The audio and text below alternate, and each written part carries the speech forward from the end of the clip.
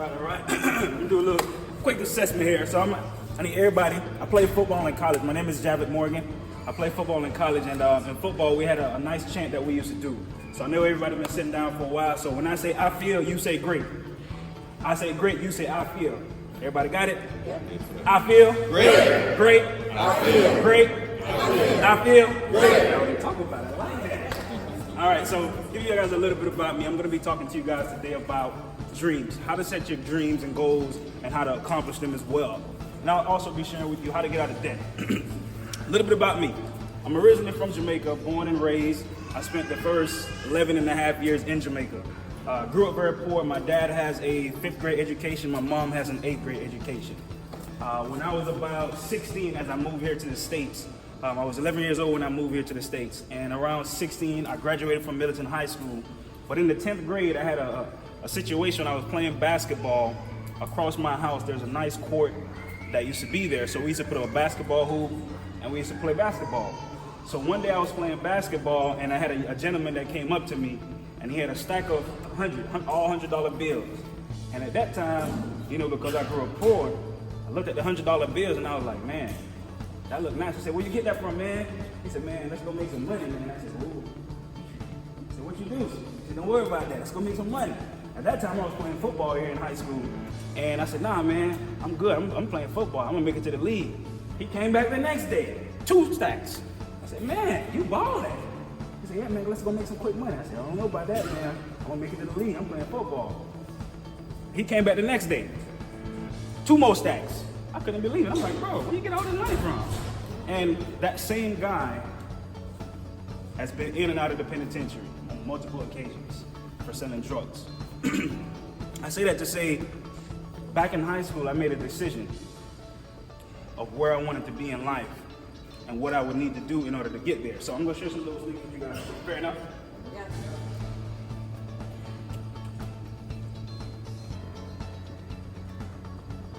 What do you guys think that is? Ship. Okay. Man, y'all scared to talk? Okay. That's a ship, right? See the underlying. All right. No, I didn't know. More than a ship. I got some stuff coming. All right, so have you guys ever heard of the saying, a ship without no captain leaves where? All right, I like that. Okay. That leads me to my first point. A lot of times when we're trying to accomplish goals and things of that nature, most people don't do a good job of actually making a decision of where they want to be, whether that's 3, 5, 10 years down the line. So you have to be able to develop the ability to know what you want, where you want to be, and at what time you want to get there in order for you to get there at that time. Because if you don't, you'll be just like the ship that goes nowhere, right? So step 1.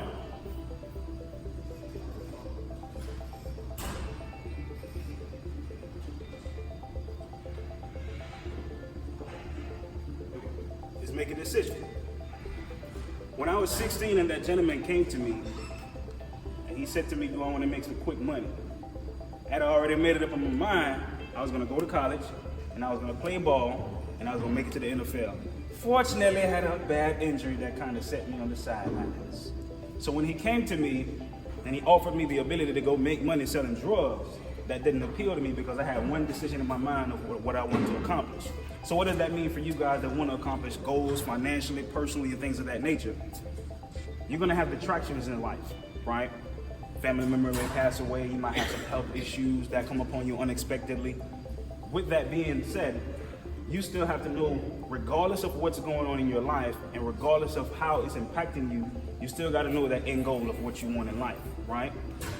In spite of everything that's going on around you, you have to be able to make sure that you have it made up in your mind, regardless of what comes, I'm going to accomplish that, right?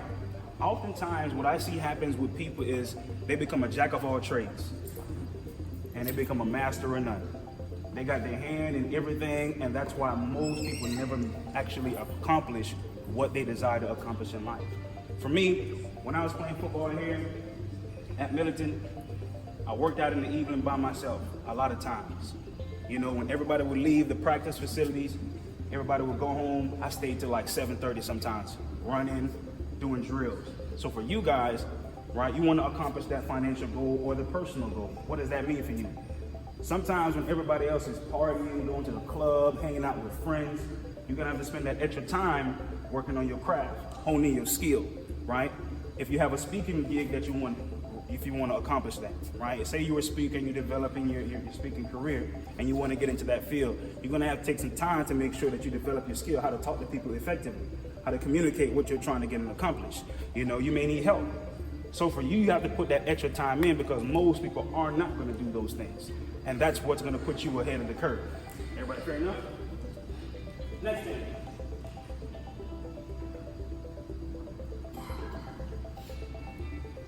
My favorite book has a quote in it. It says, "Write the vision and make it plain upon the tablets that they may run that readeth it."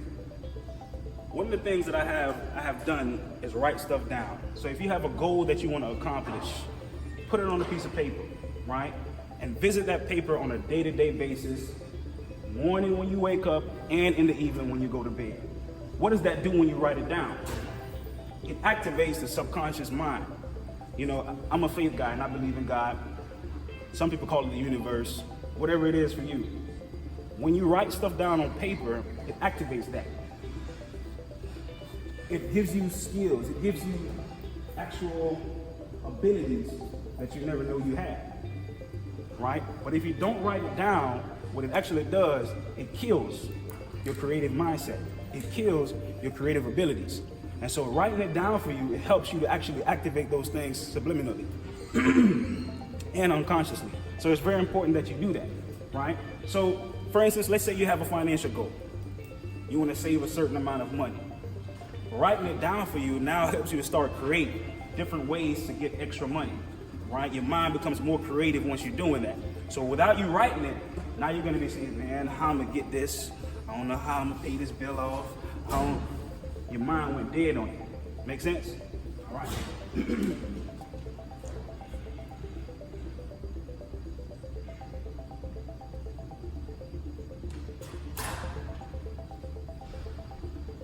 Have you guys ever heard of talking to someone, right?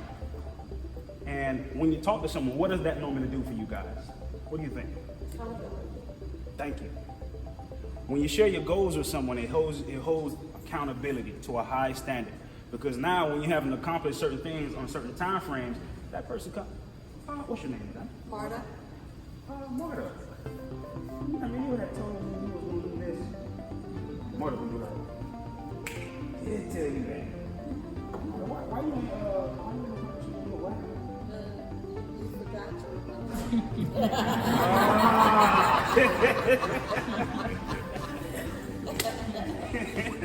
Exactly. Which is what you want in life. When I was playing football in high school, my brother, he had a scholarship to go to Charleston Southern. He never went because he never wanted to take the SATs. So he ended up going to the Navy. So while I was playing in high school, he would call me up. Hey man, you worked out today? Did you work out extra? No. Oh, you tripping, bro. Don't let me fly down there. So I would actually go back the next day and I would do double the work. And so when you're trying to accomplish your goals, that's what's going to happen sometimes. Sometimes you're going to get tired, you're going to get distracted, things are going to happen in life. Just double up the next day for it, right?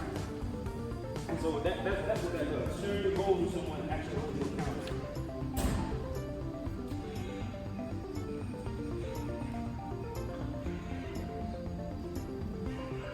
All right. So let's say you have big goals, right? How do you actually accomplish them? Can you actually eat an elephant at one sitting? You can't. Right? So say it again. One bite at a time, baby. So you're trying to accomplish your goal one step at a time. Just put one foot in front of the other. Right? Break it down in small bites. This way, the big goal becomes smaller for you to accomplish.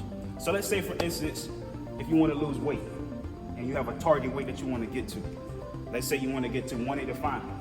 You break it down week by week, month by month, day by day, minute by minute. Start with your diet.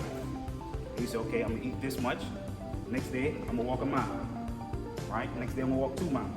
But in those stages, what you want to actually also do is make sure that you put down on paper the daily things that you need to do in order for you to accomplish the big goals. I need to wake up, right? I need to meal prep.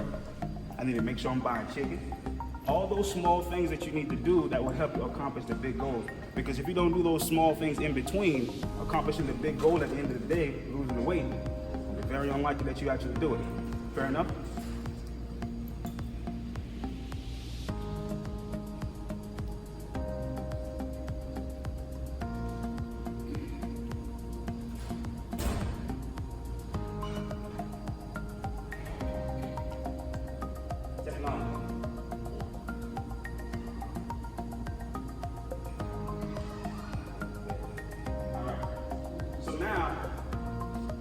You've done all the things that you need to do up towards the goal.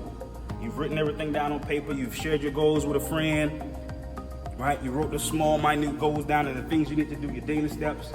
Now what do? Put the pedal to the metal, baby. All right? Excuse me.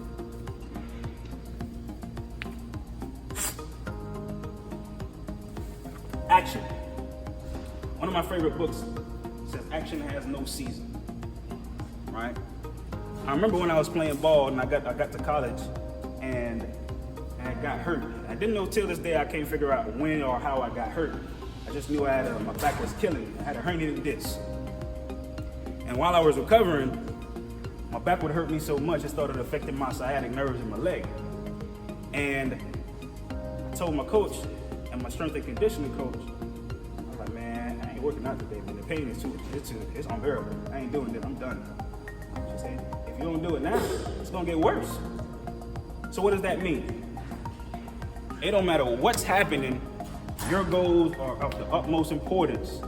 Rain, snow, work on it, right? It don't matter what season, tide. Science actually shows that you're not really tired. You're at about 40% when you're tired. But mentally, because we've been so conditioned, oh man, I'm tired, I'm gonna go to sleep. What happens is, we do just that. We go to sleep. And we rest, but we're really at about a 40% capacity. So we still got 60% left that we can actually put forth more effort.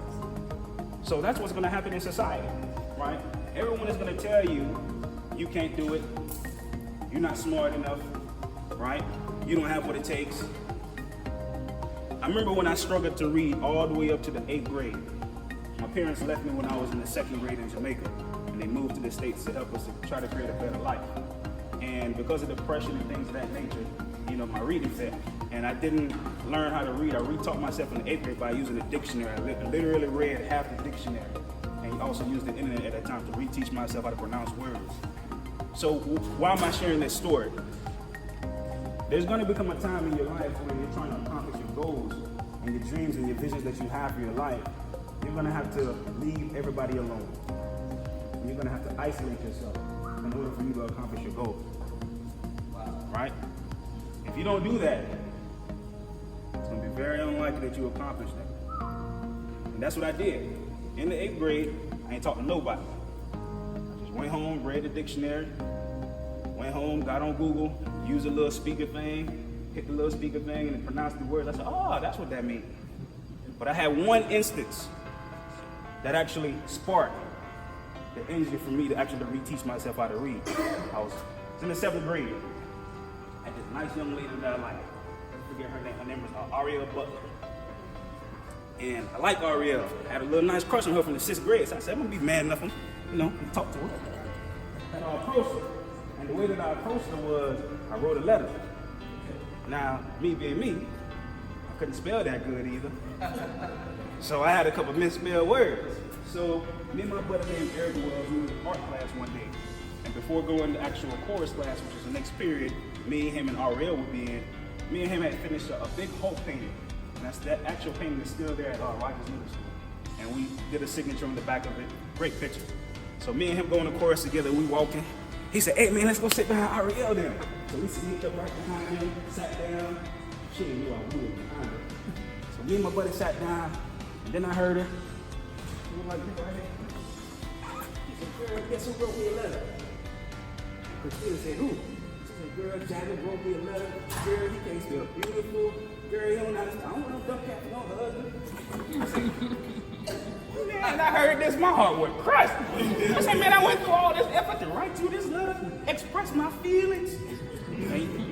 But what that did for me was it re-sparked my energy. I said, okay, I got you. Bet you gonna like me one day though.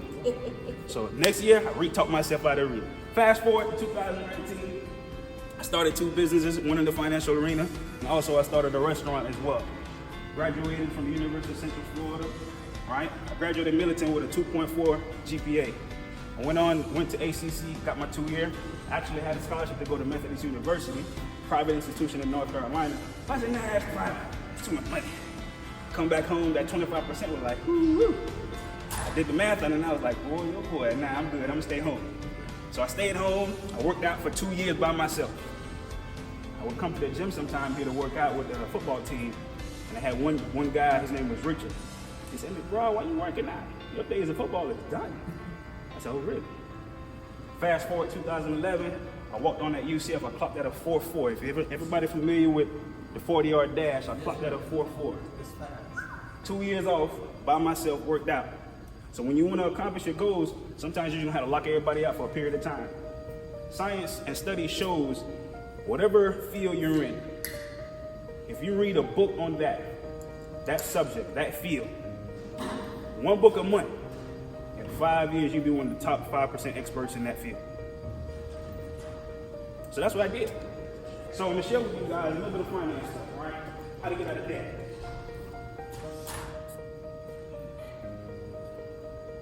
Because I grew up so poor, I said, we gotta change this. I ain't gonna change everyone, but I gotta be one of those individuals that can change stuff.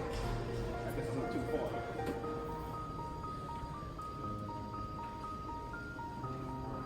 So, 2011, when I was actually a freshman in college at ACC, I started researching stocks, bonds, mutual funds, the whole nine.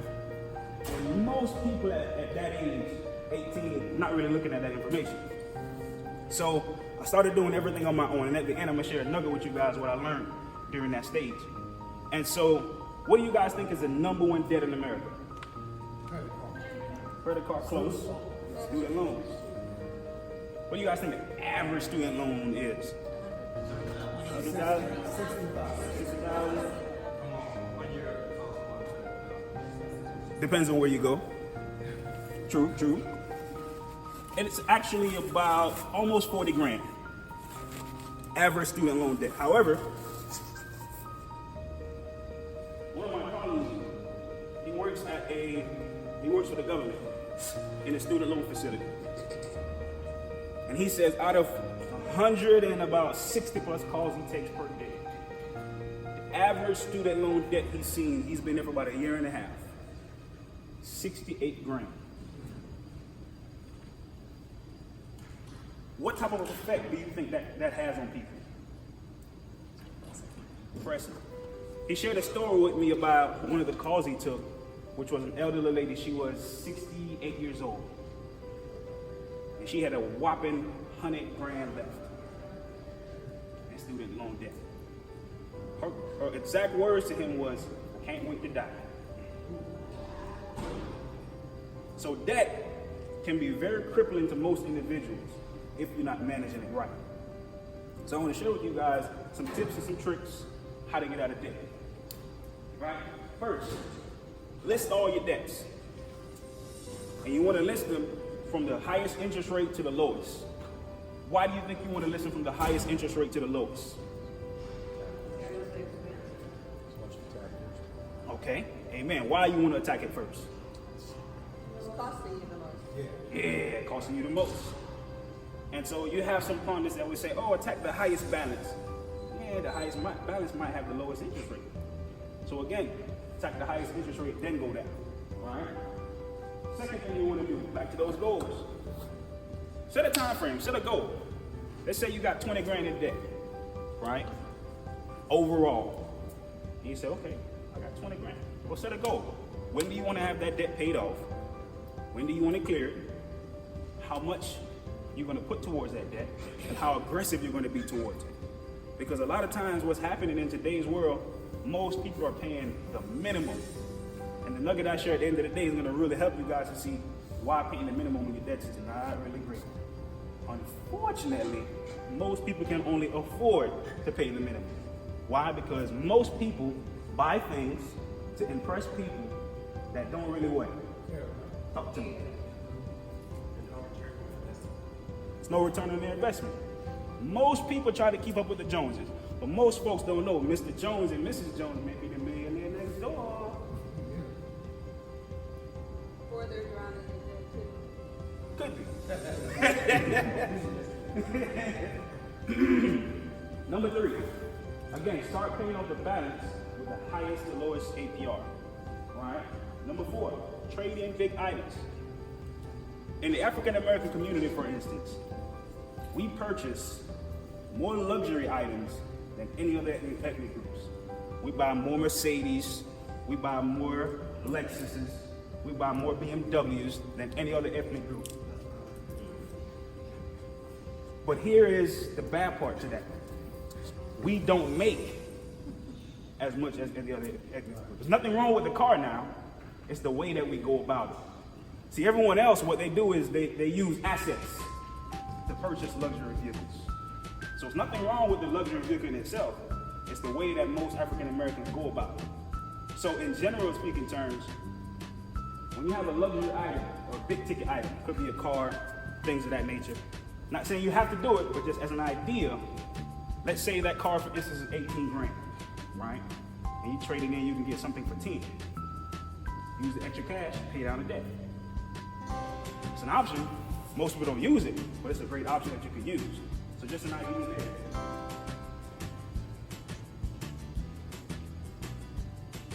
Next thing, add another stream of income. Most families, the average income in America is about 42 grand. Two persons household, looking about 50 to 60, depends on where they actually stand, right? So in most instances, creating another cash flow would actually help you add additional income to actually knock out that debt, right? So for instance, if you have a job and your job is paying you, let's say, $40,000 a year, what happens in most situations is most people, as they make more, they actually increase their lifestyle. They go buy a bigger car, they go to a bigger apartment. So they might have got a raise, but you ain't really seeing it. So a lot of times that's what's happening to people. So adding another cash flow and then being disciplined enough to actually use the cash flow to eliminate that debt will really help. So what are some options, right? If you don't have capital to go out and buy you a McDonald's franchise, which is gonna cost you about $1.2 million, then you gotta have liquid assets aside from what you're putting down. If you don't have that pure capital, well, there's multi-level marketing companies out here, right? They're not a pyramid scheme, and most people think they are, but a lot of people misconstrue them with Ponzi scheme. Ponzi scheme and pyramid scheme are entirely two different things. So you can attach yourself to a multi-level organization, right? They may do credit repair, they may sell face stuff. That's an extra income that you can utilize. It could be $500 a month that you can make from it. It's not for everyone, but it's a viable option, right? You have the financial arena that you can get into. It's just the cost of a license. You can make money from and help you knock out that debt, right? So those are some options. Next option you have, e-commerce. Go to the clearance rack from a store. Buy the stuff for $5, $10, put it online through eBay or Amazon, sell it for 20, sell it for 15. Somebody wants to buy it. It's over 300 million people just in the US. Somebody gonna buy that stuff. Extra money in your pocket again. Develop an actual e-commerce website. You can do that as well. Shopify, Etsy. If you're an artist, you make jewelry, you draw, you paint, utilize that stuff. Garage sales. These are avenues for you to get extra income in order for you to eliminate your debt. So that's another option for you. Adding extra cash helps you to pay off stuff faster, right? So if you knock out one of your debts, and let's say you have 2 more, the extra cash that you now recovered, don't go out and go on a shopping spree with it. Stack it to the next debt. So now you have more money going on that debt, which knocks that debt out quicker. Helps you in the long run to be able to keep most of your funds, right? Because that's what you want. You want to be able to keep your funds at the end of the day for yourself and not for Uncle Sam and that collector and this debt collector.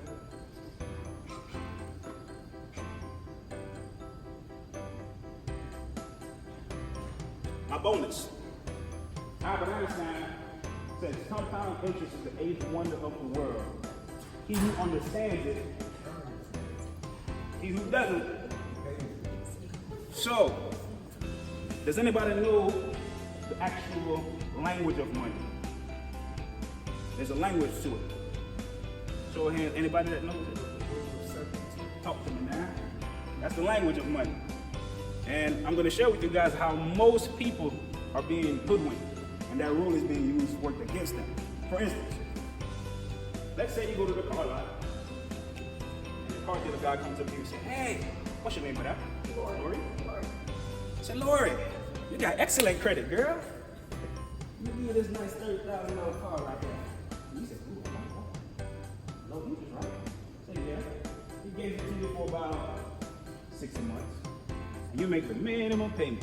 Let's say that, just as an example, let's say the minimum payment is $350. He said, man, $350.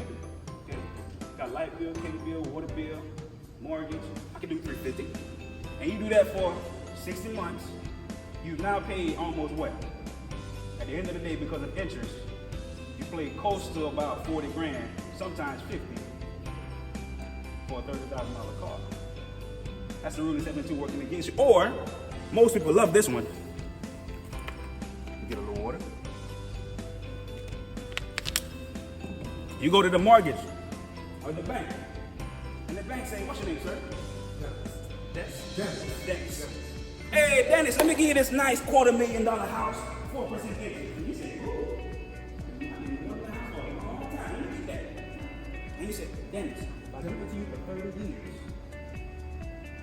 fixed interest rate, and it's going to be even lower. Now what happens is, after 30 years, that $250,000 house becomes a $500,000 house that you just paid for.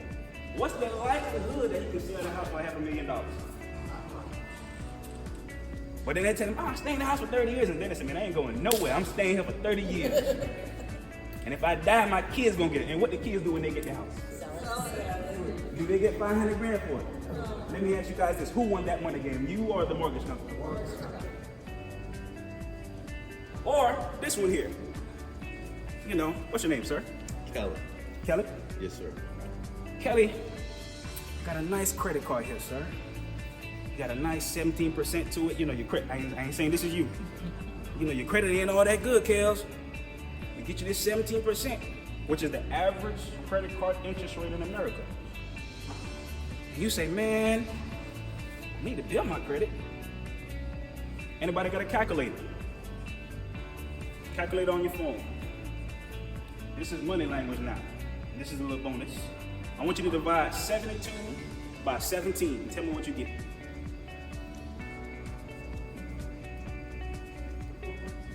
4.2. In 4.2 years, let's say he had 5 grand on that credit card. Kales went out and maxed it out. He went shopping sprees, vacations, birthday presents, Christmas presents. He went maxed out the credit card. And they said, hey man, you just gotta pay the minimum on the card. And Kale's like, well, you know, I can only afford the minimum. I got a car note, I got car insurance, I got rent, I got kids going. I can only afford $100. What they don't tell Kales is that, Kelly, well, after 4.2 years of making the minimum payment, that 5 grand doubles to 10 grand. And you're like, wait a minute, I can make the monthly payment. And the credit card company is saying, well, Mr. Kelly, you've been making interest payments, nothing towards the principal. That's the language of money. And this is how most individuals are trapped in debt. Because now he gets a little wiser and he says, well, I'm gonna double up then. I'm gonna go 200. And let's say he pays off out of that 10 grand, let's say he pays off 3 grand in the next 4.2 years. Now he got 7. Same rule of money is being played. 7 grand doubles to 14 again because he never paid the full balance off. He's like, man, I've been making money.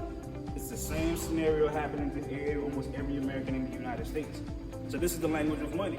And if you don't know, as Albert Einstein said, it's going to work against you. So our job and what I do and what my partners do is we try to educate people so that way they can be more informed and more educated on how money is either being worked against them or is it working for them. And then we show them strategies that they can implement to help themselves If they listen and apply the tools and the skills that we give them, in most instances, most people can be out of debt within 4 to 5 years and become completely debt-free for the rest of their life.